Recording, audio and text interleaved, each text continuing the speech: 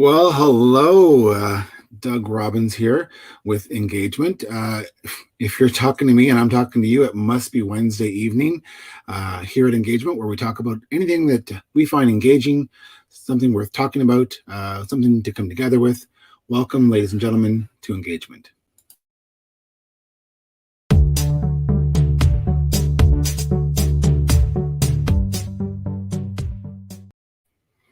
So I get the question all the time. So why would someone who is a wedding officiant, a celebrant, have a channel called Engagement? Does it have anything to do with getting married? And although we have done a series on best practices for a wedding, it's sort of a boot camp for weddings.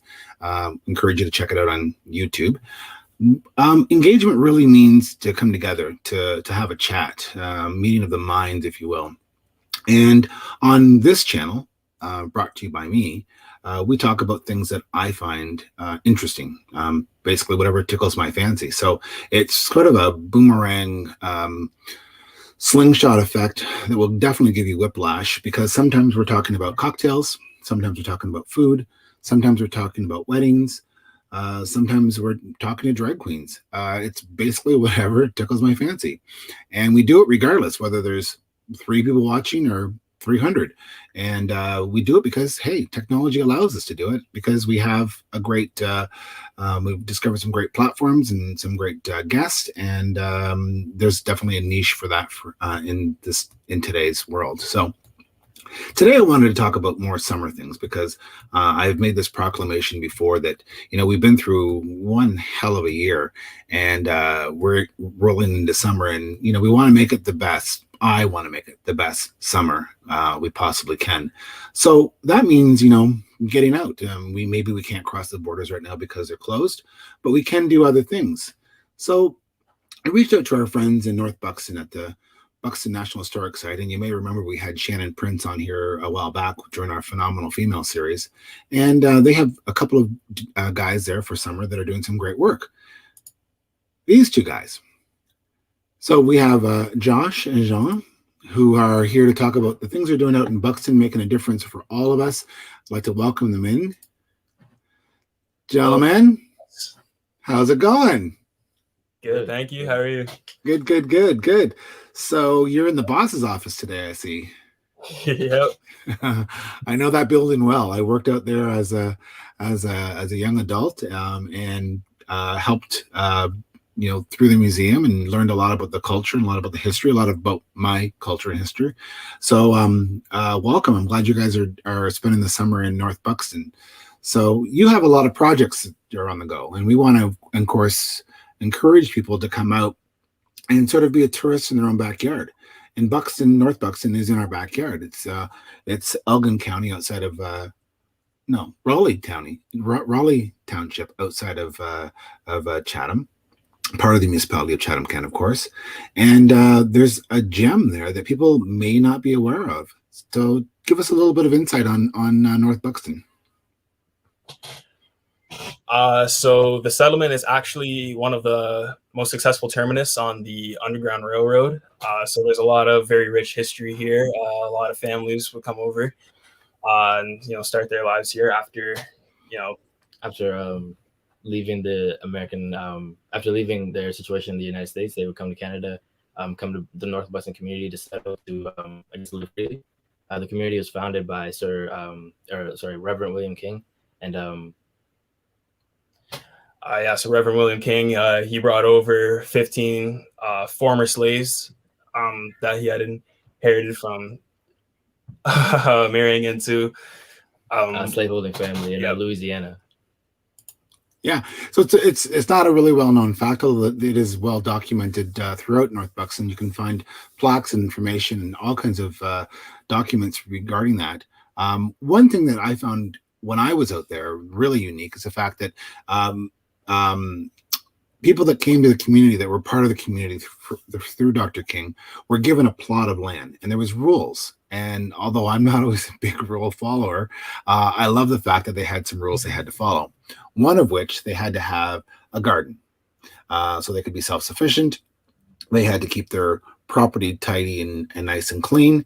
And they had to have a fenced in, like a picket fenced area, right? So, you think about the dreams that people always have in even, the 20th century or so, where they wanted a parcel of land with a picket fence and 2.5 kids. That vision was for all. I mean, back in the day, post slavery, that was part of the goal. You guys caught my eye because of the great work you're doing out there in North Buxton. I know that this was just posted today. You guys are out. Like this shirt, by the way. Thank you. Kind of looks like mine. You guys are out there, making things look better, keeping the settlement looking clean, keeping the museum looking sharp. What was the project here today?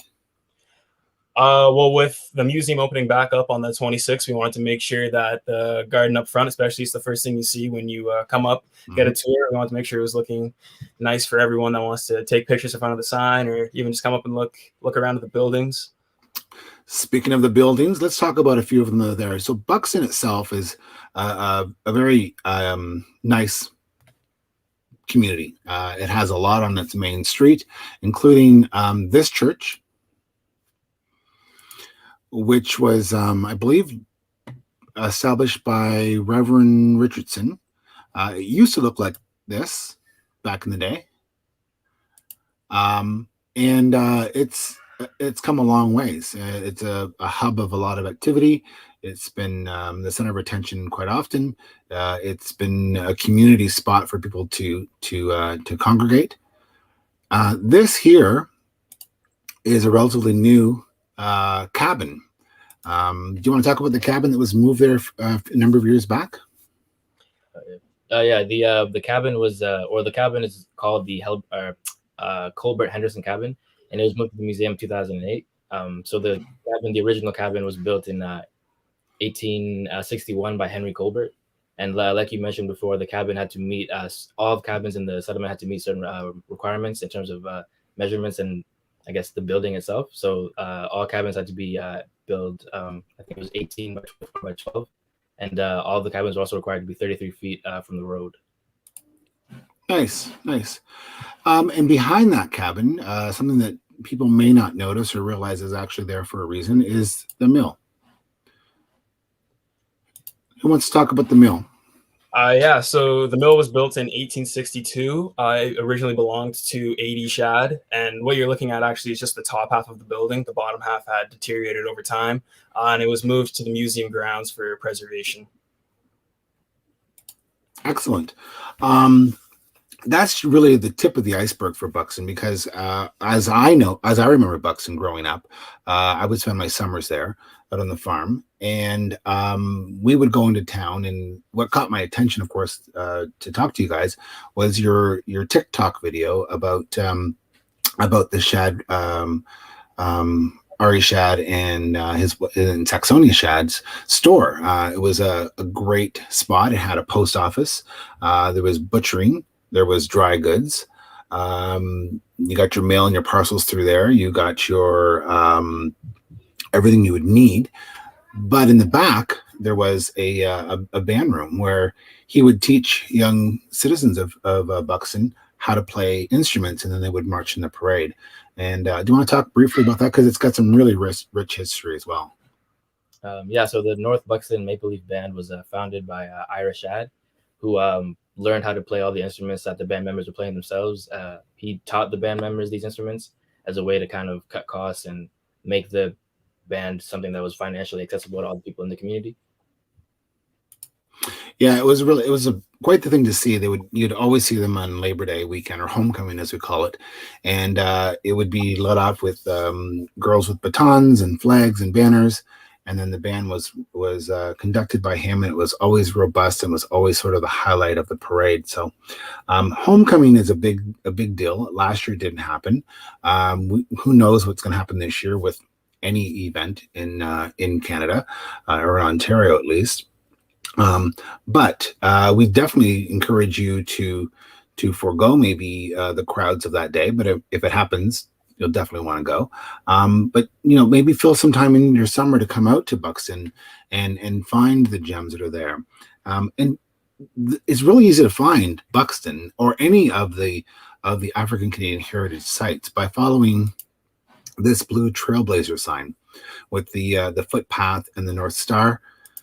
They'll direct you to any of the locations, and they are all somewhat connected so that you can go from one to the next to the next. When you come to Buxton, what's the protocol? Are we booking appointments once we open, which is coming up soon? Thank goodness for step 3. Are we doing bookings online, call ahead? How are we doing that? So as of the 26th, we will be open for tours, and you can book an appointment by calling the number on our website, and you just have to leave your name, number, how many people will be in your group. Yeah. Cool. And you can find all that information out, of course, by simply Googling North Buxton or the National Historic Site, which will get you right to the information that you need to know to get booked in. So that's easy peasy. Anyone can do that.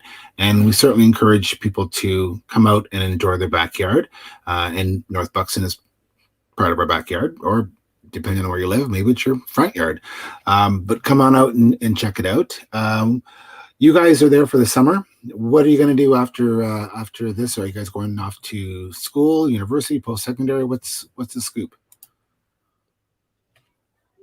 Well, I think we'll both be back in post-secondary after our summer term is up. Yeah, I'm going back to Ottawa. I study at Carleton University up there. And I will be heading back to Windsor at Windsor University. Nice. Good. So this is, I'm sure, going to be culturally enriched for you guys to learn a lot about the history of North Buxton and our ancestors. So I really encourage people to come out and get some of that history that you guys have absorbed and you're able to share with everyone. Any last minute closing words you guys have for us? We hope to see you all soon. That would be the right thing to say. I put you on the spot, I know. So yes, please do check out the whole trail, which includes, of course, Dresden, Uncle Tom's Cabin, the Black Mecca in Chatham itself, and Uncle Tom's in Dresden. I hope I said Dresden. I grew up there. Hopefully I got it right. Black Mecca in Chatham, and of course, Buxton National Historic Site in North Buxton. So call ahead, get your reservations, bring your family. If you have what's classified as visitors or friends and family visiting, by all means, they're going to want to see the area. A lot of domestic travel is happening this year because we can't cross the border. So you may have family coming down from Toronto or the GTA or Ottawa or wherever. And it's a great opportunity to give them some rich heritage and culture while they're here in Chatham, Kent. So I encourage you, of course, if you have company coming, maybe call ahead, book off some time, and get a tour. The staff there are phenomenal. Some of you have already met Shannon. And of course, you've got these two gentlemen that are great students and great ambassadors for North Buxton. So guys, I thank you for your time today. And I thank everyone for viewing, and be a tourist in your own backyard.